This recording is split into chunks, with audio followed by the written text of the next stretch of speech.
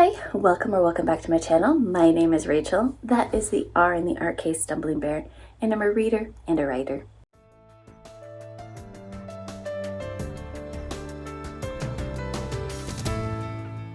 And I'm back to do a book review for Brigands Breadknives by Travis Baldree. And this is the third book in his Legends and Lattes series. I'm not sure what the title of it is. I guess technically you would say this is the sequel-ish. Really, all the books in this series are standalones.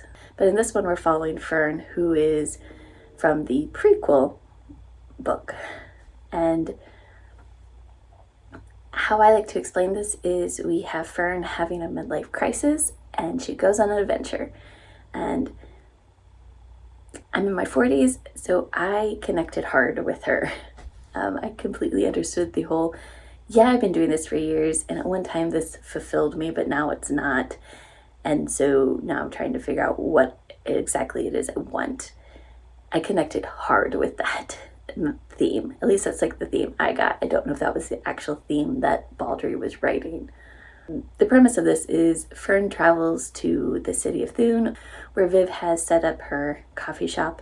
And the idea is that she's going to have a bookshop right next door because, coffee shop and bookshop, they go hand in hand in a lot of places. And so you get this fun little montage at the beginning of them setting everything up. And then Fern's like, no, this isn't actually what I want, but we just went through all this work, so how do I tell my friend this? And she's struggling. Somebody else that she meets notices that, or Cal from Legends and Lattes, the carpenter, notices this and just says, just tell Viv. And Fern gets drunk and is sort of thinking about telling Viv and ends up passing out in someone's wagon and wakes up the next day on the road. And ends up the wagon she is in belongs to a famous elven adventurer.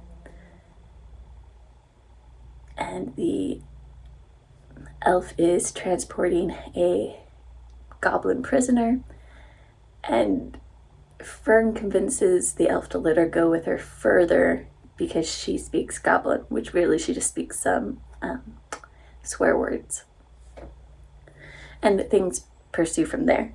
Again, like I said, I connected hard with Fern, but I also really connected hard with the elf, and I forget her name, as she's also doing something that she has done for years, has fame in doing it, and is well known, everyone knows how great she is, but isn't actually enjoying this adventuring life anymore either. And so we get to kind of see two different views of coming to realize what we're doing is not bringing us joy, and then how do we change that? And Fern has one path and the elf has another at the end, but both are happy. I think that's a key thing, is both find a solution that makes them happy, meaning there is really no one path forward in our lives. We can choose something that makes us happy, and it doesn't mean that it's going to work for somebody else who's similar to us, because we all have different lives to walk. But it also means we have options, and I think that's something a lot of people don't see all the time, is you do have options of what you want to do. Yay for midlife crisis. And incidentally, this was my first 5-star read of the year, so definitely need to buy myself a copy of this book now. If you have read this, I would love to know what you think.